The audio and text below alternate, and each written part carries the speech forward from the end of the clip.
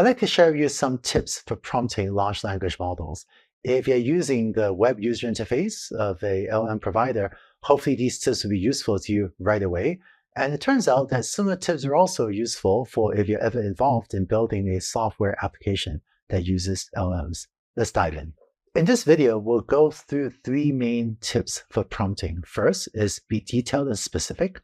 Second is guide the model to think through its answer. And third is experiment and iterate. Let's start with be detailed and specific. Using the fresh college grad analogy, I would often think about how to make sure the LM has sufficient context or sufficient background information to complete the task. So for example, if you were to ask it, help me write an email asking to be assigned to the legal documents project. Well, given only a prompt like this, an LM doesn't really know how to write a compelling case to advocate for you to be assigned to that project. But if you give it additional context, such as, I'm applying for a job in the legal documents project, we check legal documents, I have ample experience on prompting LMs to get accurate text and professional tone, then this gives the LM more relevant context to write that email to help you ask to be assigned to the project. Further, if you can also describe the desired task in detail. So if you tell it, instead of saying, help me write an email, if you ask it, write a paragraph of text explaining why my background makes me a strong candidate on this project, an advocate for my candidacy, then this type of prompt would not only give the LM sufficient context, but also tell it quite clearly what you wanted to do, and this is more likely to get you the result that you want. Second tip is to guide the model to think through its answer. So if you were to tell it, brainstorm 5 names for a new cat toy, it actually could do pretty well. But if, say, you have in mind, you want a rhyming cat toy name with a relevant emoji, this is what I might try. I might tell it, brainstorm 5 names, and tell it, step 1, come up with 5 joyful words related to cats. Then for each word, come up with a rhyming name, and finally, for each toy name, add a fun, relevant emoji. And with a prompt like this, you might get a result like this, where the LM follows your instructions. So first come with purr, whisker, and so on, and then pearl twirl, whisker, whisper, feline, beeline, with fun emojis added to the end. So if you already have in mind a process by which you think the LM could get to the answer that you want, giving it clear step-by-step instructions to follow could be quite effective. But finally, there have been a bunch of articles that I've seen on social media that say things like 20 prompts that everyone must know, or 17 prompts that will help you grow your career. I don't think there's a perfect prompt for everyone. Instead, I find it more useful to have a process by which you can write the prompt that will generate the result for you. So when I'm prompting an LM myself, I will often experiment and iterate and try something. Like I might start off saying, help me rewrite this. And if I don't like the result, I might clarify and I say, correct any grammatical and spelling errors in this.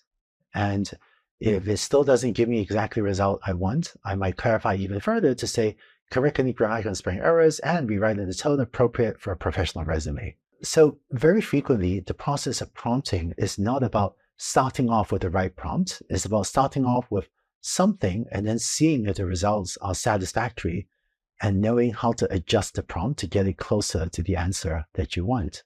I think of the process of prompting as like this. You start off with an idea of what you want the LM to do, and you just express that in a prompt.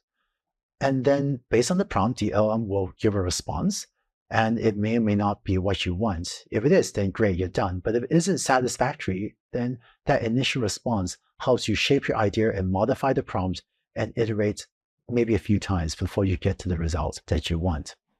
So I think of the prompting process as, when I start off, I try to be reasonably clear and specific, but to save time, I'll often start off with a short prompt that maybe is frankly less specific than is desired, but I just want to get it going quickly. After you get a result back, if it's not what you want, then think about why the result isn't the desired outputs.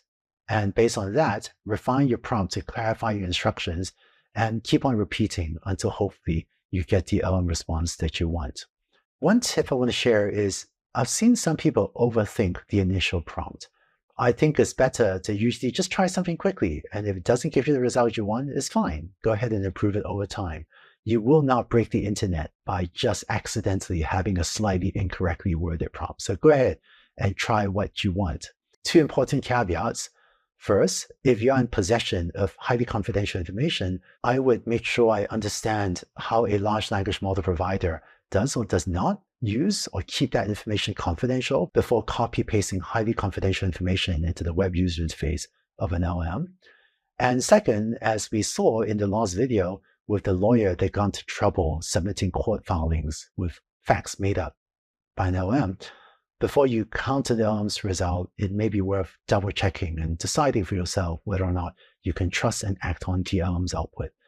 But with these two caveats, when prompting, I will often just jump in and try something and see it not work, but then use the initial result to decide how to refine the prompt to get a better result. And that's why we say prompting is a highly iterative process. Sometimes you have to try a few things before you get the result you want.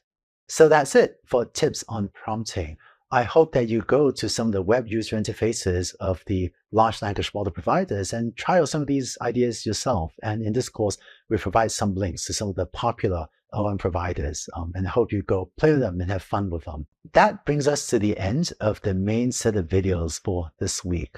There's one optional video to follow where I'll talk a little bit about image generation or diffusion models. So take a look at that if you want, and then look forward to seeing you back next week, where we'll talk more about how to build projects using large language models. Look forward to diving into that with you next week.